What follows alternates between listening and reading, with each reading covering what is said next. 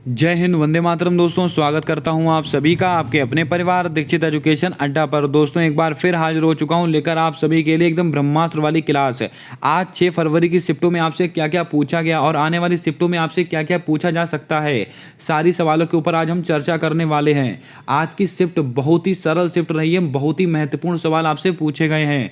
और दोस्तों आने वाली शिफ्टों में आपसे क्या क्या पूछा जाएगा, आप क्लास के अंत तक बने रहें। औरों से आप 15 से 20 नंबर ज़्यादा करने वाले हैं। मोस्ट इंपॉर्टेंट सवाल लेकर आया हूं आपकी आने वाली सभी शिफ्टों के लिए। आइए शुरू करते हैं आज की क्लास। देखते हैं अपना पहला सवाल है। हमसे पहला सवाल पूछा गया है कि गोवा के वर्तमान मुख्यमंत्री कौन बने हैं। इस सवाल को मैंने कई बार आपको बताया है। प्रमोद सावंत है, एन वीरेंद्र सिंह है, डॉक्टर मानिक शाह है, सुखविंदर सिंह सिक्कू हैं। तो आप सबको पता है गोवा के नवीन मुख्यमंत्री कौन बने हैं, प्रमोद सावंत जी बने हैं। आपका ऑप्शन नंबर ए बिल्कुल सही जवाब होगा। दोस्तों अगर आपसे पूछा जाए गोवा में विधानसभा की सीटें कितनी हैं, कुल 40 सीटें हैं। और गोवा को अलग से राज्य का दर्जा कब दिया गया था, 1987 में। दोस्तों गोवा को अलग से राज्य का दर्जा दिया गया था। कौन सा संविधान संशोधन था, 56वां संविधान संशोधन था। इसको भी आप नोट कर लें, यह सवाल भी आपसे पूछा जा सकता है। और दोस्तों पुर्तगालियों से गोवा को हमने 1961 में आज़ाद कराया था। यानी कि गोवा किसका उपनिवेश था, पुर्तगाल का उपनिवेश था। इसको भी आप याद रखें। दोस्तों गोवा से संबंधित 2 से 4 फैक्ट आपको याद रखने हैं। नंबर 1, भारत का पहला हर घर जल वाला राज्य कौन सा है, गोवा। रेबीज मुक्त दोस्तों पहला राज्य कौन सा है, गोवा। समान नागरिक कोड दोस्तों कहां पर लागू है, गोवा में, आर्टिकल 44। इसको आप याद रखें। आइए बढ़ते हैं दोस्तों ऑप्शंस की तरफ। एन वीरेंद्र सिंह ये कहां के मुख्यमंत्री हैं, मणिपुर के। कहां के हैं, मणिपुर के। और दोस्तों मणिपुर में विधानसभा की सीटें कितनी हैं, तो आपको याद रखना है कुल 60 सीटें हैं। डॉक्टर मानिक शाह ये कहाँ के मुख्यमंत्री हैं, ये त्रिपुरा के मुख्यमंत्री हैं। दोस्तों त्रिपुरा में एक महोत्सव मनाया था, खारची महोत्सव कहाँ पर सेलिब्रेट किया जाता है, त्रिपुरा में। और त्रिपुरा की मूल भाषा क्या है, कोक बरोक। इसके अलावा सुखविंदर सिंह सिक्खू ये दोस्तों हिमाचल प्रदेश के अभी नए मुख्यमंत्री बने हैं। कौन, सुखविंदर सिंह सिक्खू। इसके अलावा हिमाचल प्रदेश के दोस्तों राज्यपाल भी आपको याद रखना है, कौन है, राजेंद्र विश्वनाथ आलेरकर। इनको आप याद रखें, आपकी परीक्षा में आने वाला सवाल होगा। आइए बढ़ते हैं अपने अगले प्रश्न की ओर। हमसे दोस्तों अगला प्रश्न पूछा गया है कि मानव विकास सूचकांक 2022 में भारत का कौन सा स्थान था, 132वां स्थान था, 136वां स्थान था, 107वां स्थान था कि 150वां स्थान था। ये सवाल भी आप आज से पूछ लिया गया है। दोस्तों कुछ महत्वपूर्ण स्थान मैं आपको नोट कराऊंगा, इनको नोट कीजिएगा। मानव विकास सूचकांक इसमें भारत का स्थान कौन सा था, तो आपको याद रखना है 132वां स्थान था। अब बात करते हैं इसको जारी कौन करता है, तो यूएनडीपी इसके द्वारा जारी किया जाता है मानव विकास सूचकांक। इसको आप याद रखें। बात करते हैं 136वां स्थान, ये किसके अंदर है, खुशहाली सूचकांक में भारत का कौन सा स्थान है, 136वां। 107वां स्थान किसमें, भुखमरी में दोस्तों भारत का कौन सा स्थान है, 107वां स्थान है। इसके अलावा 150वां स्थान किसके अंदर है, press freedom index. Most important सवाल, प्रेस फ्रीडम इंडेक्स इसमें भारत का कौन सा स्थान है, 150वां स्थान है। दोस्तों अगर आपसे पूछा जाए 150वां स्थान प्रेस फ्रीडम इंडेक्स इसको जारी कौन करता है, तो आपको याद रखना है रिपोर्टर्स विदाउट बॉर्डर। इसको आप नोट करके रखें। आइए दोस्तों कुछ महत्वपूर्ण स्थान मैं आपको नोट कराता हूँ। जैसे कि अगर आपसे कह दिया जाए वायु शक्ति सूचकांक, इसमें भारत का स्थान कौन सा है, 3रा स्थान है। इसके अलावा अगर आपसे कह दिया जाए दोस्तों लैंगिक अंतराल सूचकांक, इसमें भारत का कौन सा स्थान है, 135वां स्थान है। और दोस्तों मानव संपदा सूचकांक यानी कि इंटेलेक्चुअल प्रॉपर्टी, इसमें भारत का कौन सा स्थान है, 43वां स्थान है। और ट्रैवल एवं टूरिज्म इंडेक्स, इसमें भारत का कौन सा स्थान है, 54वां स्थान है। इन सब स्थानों को आप नोट करके रखें, कोई ना कोई सवाल आपकी परीक्षा में आपसे पूछा जाएगा। आइए बढ़ते हैं अपने अगले प्रश्न की ओर।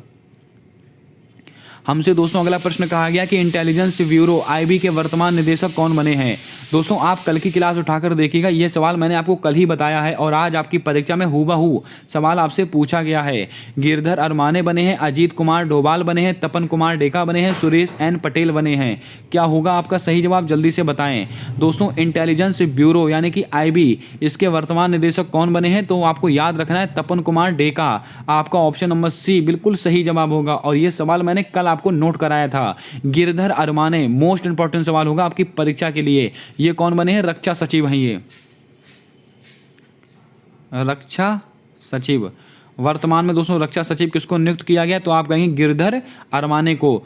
अजीत कुमार डोभाल, ये दोस्तों कौन है, तो इनको भी आप याद करके रखें, ये सवाल भी अति महत्वपूर्ण होगा और आपकी परीक्षा में पूछा जाएगा। मुख्य सुरक्षा सलाहकार हैं ये, कौन दोस्तों, सुरक्षा सलाहकार, मुख्य सुरक्षा सलाहकार। मुख्य सुरक्षा सलाहकार कौन है, अजीत कुमार डोभाल जी हैं, इसको भी आप याद कर लें। और इसके अलावा सुरेश एन पटेल, इसको आप याद करके रखें, केंद्रीय सतर्कता आयोग, केंद्रीय सतर्कता, क्या होगा, सतर्कता आयुक्त, केंद्रीय सतर्कता आयुक्त कौन है, तो आपको याद रखना है सुरेश एन पटेल। और दोस्तों किस समिति की सिफारिश पर केंद्रीय सतर्कता आयोग की स्थापना होती है, संथानम समिति, इसको भी आप याद रखें। आइए बढ़ते हैं अपने अगले प्रश्न की ओर। हमारा अगला हमसे प्रश्न पूछा गया है कि अस्पृश्यता के अंत से संबंधित अनुच्छेद है। ये सवाल तो बहुत ही सिंपल सवाल है और कई बार मैंने आपको नोट भी कराया है। दोस्तों अस्पृश्यता का अंत किसके अंदर है, तो आपको याद रखना है अनुच्छेद 17 है। आपका ऑप्शन नंबर बी बिल्कुल सही जवाब होगा। अनुच्छेद 18 में क्या है, उपाधियों का अंत, उपाधियों का अंत, इसको भी आप याद कर लें, इसको नोट करके रखें। दोस्तों आपको याद रखना है अनुच्छेद 32, ये क्या है, संवैधानिक उपचारों का अधिकार, संवैधानिक उपचारों का अधिकार। दोस्तों आपको एक बहुत ही महत्वपूर्ण चीजें बताता हूं मैं। अगर दोस्तों मौलिक कर्तव्य, अगर मौलिक कर्तव्य का उल्लंघन होता है तो दोस्तों सुप्रीम कोर्ट 5 प्रकार की रिट जारी करता है। किसके प्रकार की, 5 प्रकार की रिट जारी करता है। लेकिन किस अनुच्छेद के तहत करेगा, अनुच्छेद 32 के तहत करेगा। दोस्तों आपको याद रखना है, अगर मौलिक कर्तव्य का उल्लंघन होगा तो सुप्रीम कोर्ट और हाई कोर्ट ये दोनों लोग रिट जारी करते हैं। लेकिन अगर विधिक अधिकार का अगर उल्लंघन होगा तो केवल हाई कोर्ट रिट जारी करेगा, सुप्रीम कोर्ट रिट जारी नहीं करेगा। इस बात को भी आप याद रख लें, आपकी परीक्षा में बनने वाला सवाल होगा। आइए बढ़ते हैं अपने अगले प्रश्न की ओर। हमसे दोस्तों अगला सवाल कहा गया कि निम्नलिखित में से तमिलनाडु का नृत्य नहीं है। दोस्तों यहां पर ऐसा ही सवाल पूछा गया कि परीक्षा में कोलट्टम नहीं है, कावड़ी अट्टम नहीं है, नोंदी नट्टम नहीं है या लावड़ी नहीं है। तो आप सबको दोस्तों ऑप्शन देखकर पता लग गया होगा कि लावड़ी नहीं है, यानी कि लावड़ी तमाशा कहाँ का, ये महाराष्ट्र का है। इसको आप याद रखें। दोस्तों तमिलनाडु के नृत्य कौन कौन से हैं, कोलट्टम, कावड़ी अट्टम और नोंदी नाट्यम, ये दोस्तों कहाँ के, तमिलनाडु के हैं। और तमिलनाडु का एक है भरतनाट्यम, भरतनाट्यम, ये दोस्तों कहाँ का है, तमिलनाडु का। और इसकी एक फेमस कलाकार है कौन दोस्तों, रुक्मणी देवी, इनको भी आप याद रखें। आइए बढ़ते हैं अपने अगले और अति महत्वपूर्ण सवाल की ओर। हमारा अगला सवाल हमसे पूछा गया कि राज्यपाल बनने के लिए न्यूनतम आयु कितनी होनी चाहिए। और इस सवाल को भी मैंने आपको 8 से 10 बार रिपीट कराकर याद कराया था। 20 वर्ष, 25 वर्ष, 30 वर्ष, 35 वर्ष। तो आप सबको पता है, अगर भारत का आपको राज्यपाल बनना है तो आपकी उम्र कितनी होनी चाहिए, 35 वर्ष। आपका ऑप्शन नंबर डी बिल्कुल सही जवाब होगा। दोस्तों अगर आपको लोकसभा का अध्यक्ष बनना है, किसका, अगर आपको लोकसभा का मेंबर बनना है या आपको प्रधानमंत्री बनना है तो आपकी उम्र कम से कम कितनी होनी चाहिए, 25 वर्ष। अगर आपको राज्यसभा का मेंबर बनना है, किसका, राज्यसभा का, अगर आपको राज्यसभा का मेंबर बनना है तो आपकी उम्र कितनी होनी चाहिए, 30 वर्ष। अगर आपको दोस्तों राष्ट्रपति बनना है, अगर आपको राष्ट्रपति बनना है या उपराष्ट्रपति, वाइस प्रेसिडेंट बनना है या गवर्नर यानी कि राज्यपाल बनना है तो आपकी उम्र कितनी होनी चाहिए, 35 वर्ष। इसको आप नोट कर लें, अति महत्वपूर्ण सवाल रहेगा आपकी परीक्षा के लिए। और वोट डालने की उम्र कितनी की गई है, 18 वर्ष। अब आप कमेंट करके बताएं, वोट डालने की उम्र 21 से 18 वर्ष कर दी गई थी, लेकिन किस संविधान संशोधन के द्वारा की गई थी, इसका जवाब आपको कमेंट कर बताना है। आइए बढ़ते हैं अपने अगले प्रश्न की ओर। दोस्तों जल्दी से वीडियो को लाइक कर दें। अगर आप चैनल पर पहली बार आए हो तो चैनल को सब्सक्राइब करके बेल वाला आइकन ध्यान से दबा लें, क्योंकि आने वाली सारी वीडियोस के अपडेट आप तक आसानी से पहुंचते रहें। और क्लास को पूरा अटेंड करें, यकीन माने आप आज बहुत ही जबरदस्त मैटर देखने वाले हैं। दोस्तों वायुमंडल की आर्द्रता मापने के लिए कौन सा यंत्र आवश्यक होता है, पायरोमीटर, हाइग्रोमीटर, फेदोमीटर, बैरोमीटर। तो आप सबको पता है दोस्तों इसका आंसर क्या होगा, हाइग्रोमीटर, आपका ऑप्शन नंबर बी बिल्कुल सही जवाब होगा। वहां पर दोस्तों आर्द्रता मापी भी लिख के आ सकता है, वो भी आपका सही जवाब होगा। वायुमंडल की आर्द्रता किससे मापते हैं? हाइग्रोमीटर। दोस्तों पायरोमीटर क्या मापा था? उच्च ताप।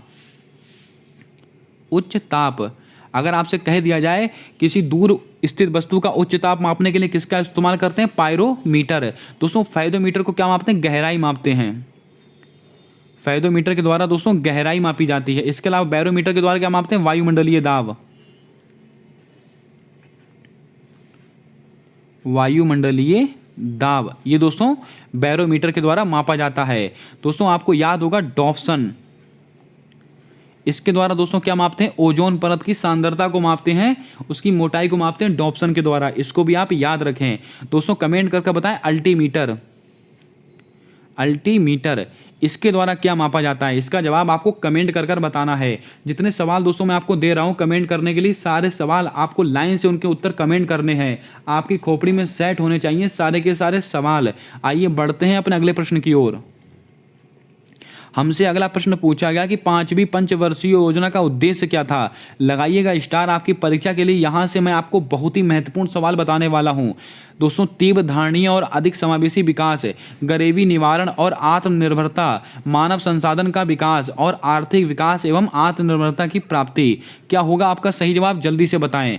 दोस्तों 5वीं पंचवर्षीय योजना, इसका उद्देश्य आज आपसे पूछ लिया गया है। इसका सही आंसर क्या होगा? तो आपको बताया था मैंने, गरीबी एवं निवारण पर आत्मनिर्भरता। आपका ऑप्शन नंबर बी बिल्कुल सही जवाब होगा। दोस्तों आप कमेंट करके बताएं पहली पंचवर्षीय योजना कौन सी? पहली वाली। इसका दोस्तों पहली पंचवर्षीय योजना कब से प्रारंभ हुई थी? आपको इसका आंसर कमेंट करके छाप कर बताना है। आइए दोस्तों बताता हूं मैं। तीव्र धारणीय और अधिक समावेशी विकास, ये किसका उद्देश्य था? तो आपको याद रखना ये 12वीं वाली पंचवर्षीय का था।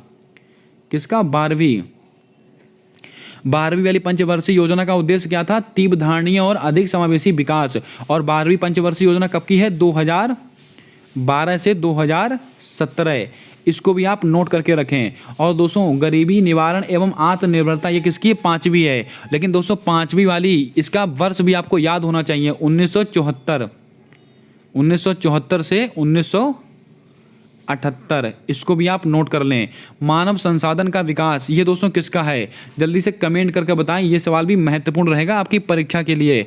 दोस्तों आपको कमेंट करके बताना है मानव संसाधन विकास ये लक्ष्य किस पंचवर्षीय योजना का था? आपको दोस्तों मैं बता दूं सारी पंचवर्षीय योजनाएं आपको पढ़कर जानी है, क्योंकि आपकी परीक्षा में हर बार पंचवर्षीय योजना का एक सवाल पूछा जा रहा है। आइए बढ़ते हैं अपने अगले प्रश्न की ओर। हमारा अगला सवाल कहता है कि झावेरी बहनों का संबंध किस नृत्य से है? ये लीजिए दोस्तों आपकी परीक्षा का सवाल। कुचिपुड़ी, मणिपुरी, उड़ीसी, मोहिनीअट्टम। दोस्तों आपको बता दें झावेरी बहनें, इनका संबंध किस नृत्य से है? तो आपको याद करके रखना है मणिपुरी। आपका ऑप्शन नंबर बी बिल्कुल सही जवाब होगा। इसके ऊपर भी आप स्टार लगा के रखें। और ये सवाल आपकी परीक्षा में पूछा गया। अब बात करते हैं कुचिपुड़ी। ये दोस्तों कहाँ का है? आंध्र प्रदेश। कहाँ का है? आंध्र प्रदेश। और दोस्तों इससे संबंधित कुछ महत्वपूर्ण नाम मैं आपको नोट करा रहा हूँ, नोट करके रखिएगा।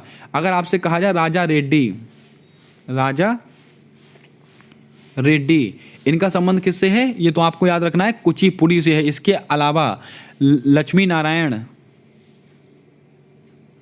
लक्ष्मी नारायण, और दोस्तों एक है कृष्णमूर्ति। कृष्णमूर्ति, इन तीनों का संबंध किससे है? कुचिपुड़ी से है। दोस्तों उड़ीसी नृत्य ये भी महत्वपूर्ण रहेगा। अगर आपसे कह दिया जाए इनसे संबंधित दोस्तों कौन कौन से, एक तो आप लिख लीजिएगा सोनल करके कोई है, सोनल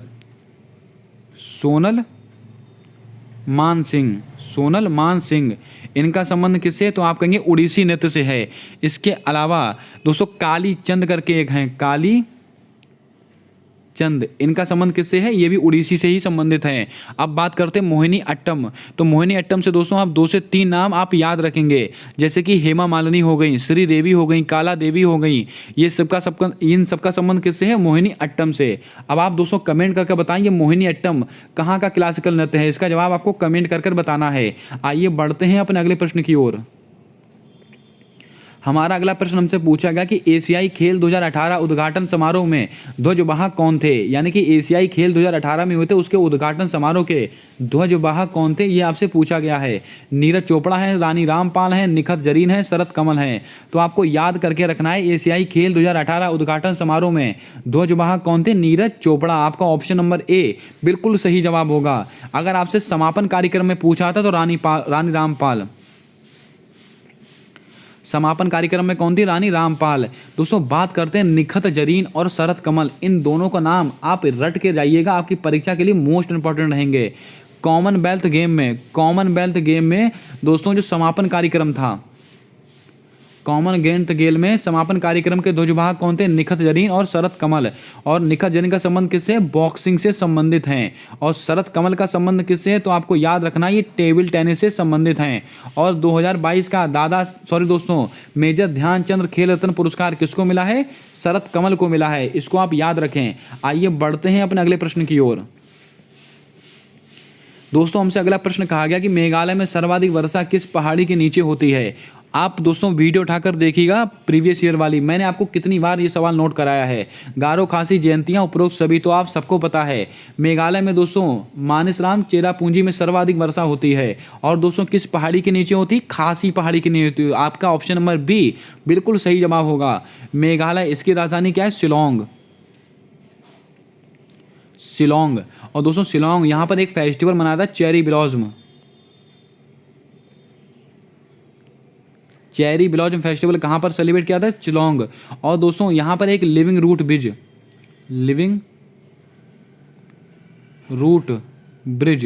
दोस्तों लिविंग रूट ब्रिज, इसको दोस्तों विश्व धरोहर में शामिल करने की बात कही जा रही है। ये कहाँ पर स्थित है, ये भी दोस्तों मेघालय में ही स्थित है, शिलोंग में। इसको भी आप याद रखें।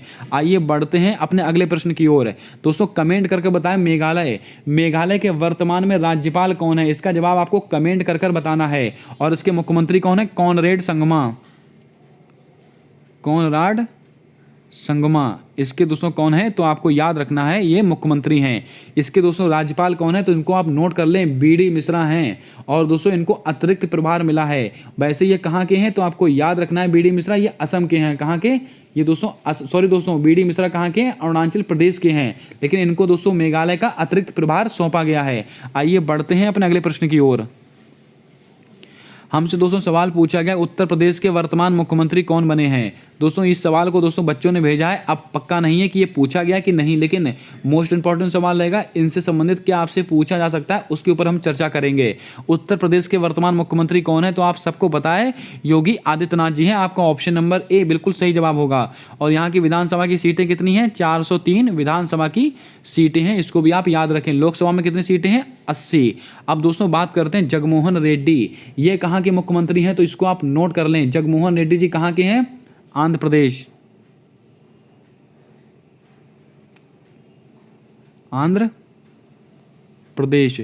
जगमोहन रेड्डी जी दोस्तों आंध्र प्रदेश के मुख्यमंत्री हैं। के चंद्रशेखर राव, ये मोस्ट इंपॉर्टेंट रहेगा आपकी परीक्षा के लिए, ये तेलंगाना के हैं।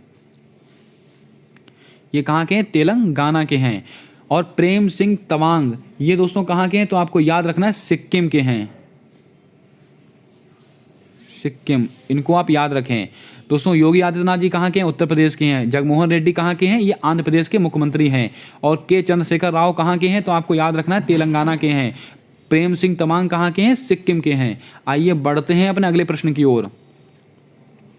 हमसे अगला प्रश्न पूछ लिया गया कि मीराबाई चानू का संबंध किस खेल से है। बहुत ही सिंपल सवाल है, लेकिन आपकी परीक्षा में आपसे पूछा गया है।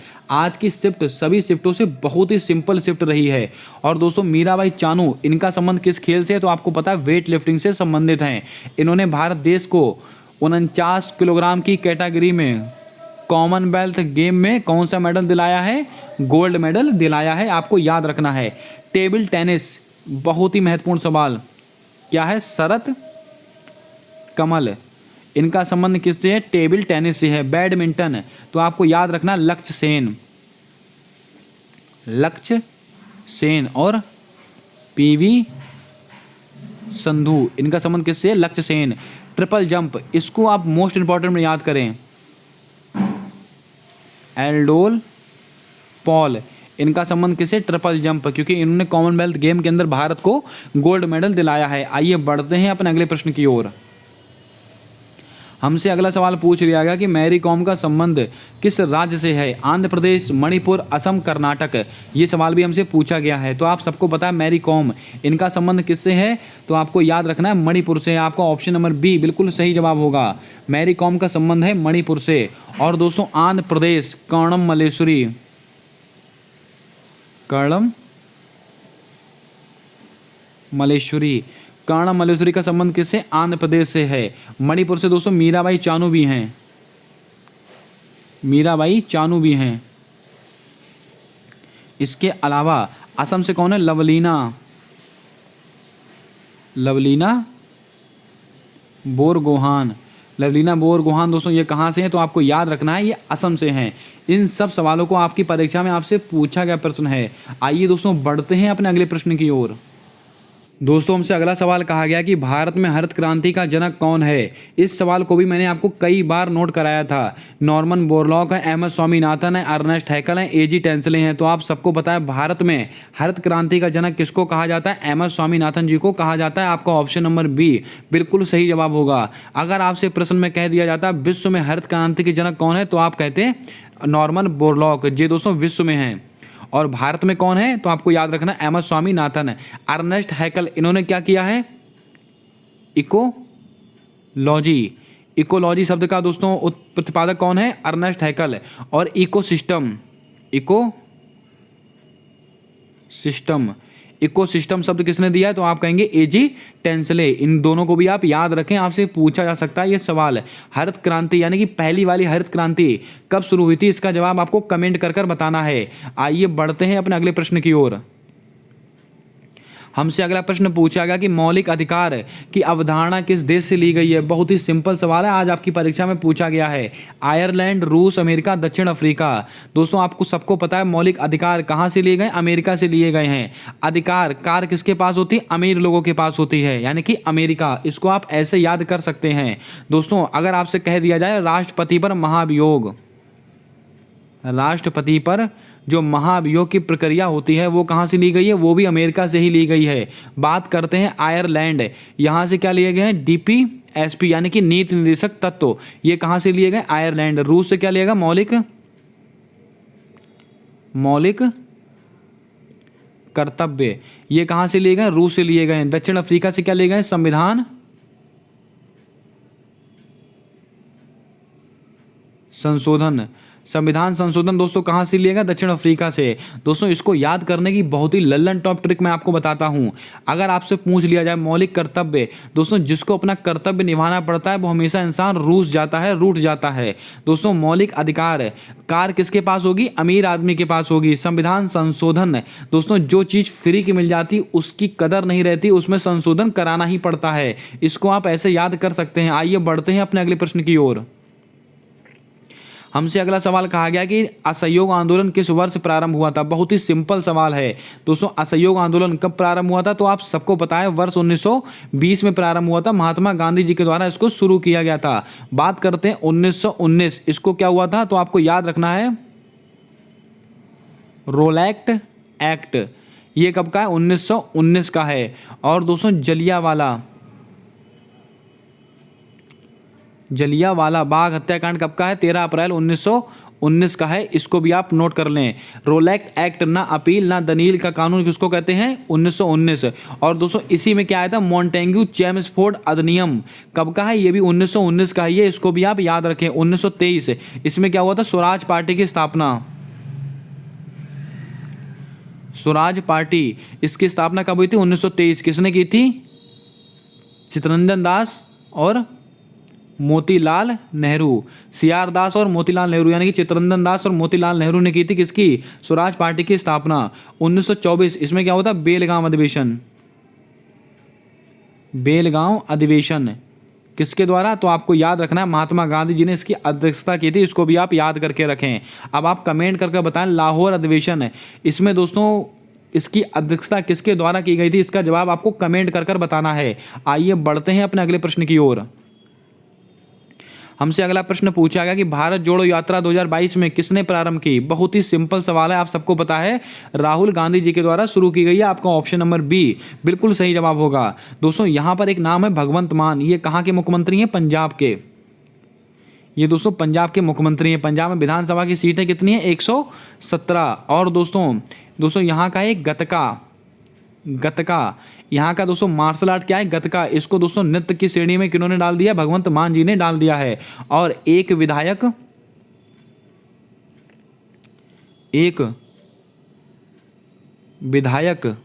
एक पेंशन, ये योजना कहाँ की योजना है, ये पंजाब की योजना है, इसको भी आप नोट कर लें। आइए बढ़ते हैं अपने अगले प्रश्न की ओर। हमसे अगला प्रश्न कहा गया कि सतलुज नदी पर निम्नलिखित में से कौन सा बांध स्थित है। अलमाटी बांध स्थित है, मैटूर बांध स्थित है, हीराकुड बांध स्थित है, बांकड़ा नागल बांध स्थित है। कई बार मैंने आपको नोट कराया है और आज आपकी परीक्षा में हूबहू सवाल पूछा गया है। सतलुज नदी पर कौन सा बांध स्थित है, तो आप सबको बताइए, भांकड़ा नागल बांध स्थित है। आपका ऑप्शन नंबर डी बिल्कुल सही जवाब होगा। बात करते हैं दोस्तों अलमाटी बांध, ये किस नदी पर स्थित है, कृष्णा नदी। और कृष्णा नदी दोस्तों कहां से निकलती है,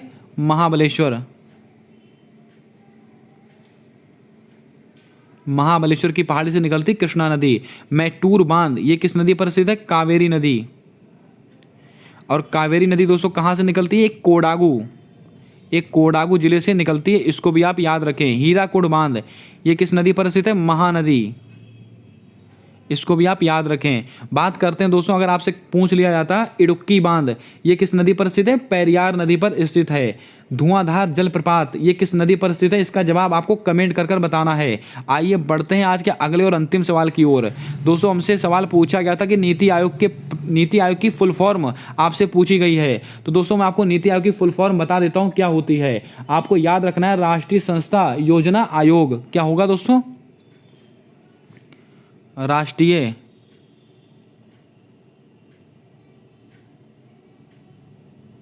संस्था योजना आयोग, ये दोस्तों नीति आयोग की फुल फॉर्म होती है, इसको आप याद रखें। इसका इंग्लिश नेम क्या है, दोस्तों क्या होगा, national institute for transforming India. क्या होगा, national institute for transforming India, राष्ट्रीय संस्था योजना आयोग। ये आपसे पूछा गया था। अब दोस्तों बात करते हैं आपसे आने वाले शिफ्टों में क्या पूछ सकता है। नीति आयोग इसकी स्थापना कब हुई थी, तो आपको याद रखना है 1 जनवरी 2015 को इसकी स्थापना हुई थी। और इसके दोस्तों अध्यक्ष कौन होते हैं, स्वयं प्रधानमंत्री जी होते हैं। हमसे प्रश्न पूछा गया है कि नीति आयोग के पहले उपाध्यक्ष कौन थे, तो आप याद रखें अरविंद पनघड़िया जी इसके पहले उपाध्यक्ष थे। और वर्तमान कौन है, सुमन बेरी, ये दोस्तों वर्तमान में इसके अध्यक्ष हैं। ये देखो, अब दोस्तों बात करते हैं सिंधु खुल्लर, ये कौन थे, ये पहले सीईओ थे। कौन, पहले सीईओ। और अमिताभ कांत दोस्तों कौन है, ये दूसरे सीईओ हैं, दूसरे सीईओ। और वर्तमान में कौन है, तो आपको याद रखना है परमेश्वर अय्यर जी दोस्तों वर्तमान में नीति आयोग के उपाध्यक्ष हैं, सॉरी दोस्तों सीईओ हैं। और ये अमिताभ कांत, इनको दोस्तों क्या बनाया गया है, 2023 में G20 बैठक का शेरपा किसको नियुक्त किया गया है, अमिताभ कांत जी को किया गया है। इसको भी आप याद रखें। दोस्तों ये थे आज के एग्जाम के कुछ प्रश्न और उनसे संबंधित एनालिसिस। आप कमेंट करके बताएं आपको दोस्तों क्लास कैसी लगी। अगर क्लास पसंद आई हो तो क्लास को लाइक कर दें, चैनल पर नए हो तो चैनल को सब्सक्राइब करके बेल वाला आइकन ध्यान से दबा लें, क्योंकि आने वाली सारी वीडियोस के अपडेट आप तक आसानी से पहुंचते रहें। और दोस्तों कमेंट कर आप यह भी बताएं कि अब एसएससी जीडी के एग्ज़ाम के बाद किस सब्जेक्ट यानी कि किस कॉम्पिटिटिव एग्ज़ाम की तैयारी कराई जाए। सीआरपीएफ, एसएससी, एमटीएस, आप जो एग्ज़ाम बताएंगे उससे संबंधित कुछ महत्वपूर्ण सवाल डेली लेकर आऊँगा और एक सटीक विश्लेषण आपके सामने करूँगा। आपको दोस्तों कमेंट करके बताना है कि अब एसएससी जीडी के बाद कौन से एग्ज़ाम की प्रिपरेशन शुरू की जानी चाहिए और एक ब्रह्मास्त्र सीरीज उसके लिए लाई जानी चाहिए। आपको इसका जवाब कमेंट कर बताना है। मिलते हैं आने वाली अगली वीडियो में, तब तक के लिए जय हिंद, जय भारत। दोस्तों अपना सपोर्ट, अपना प्रेम बनाकर रखें।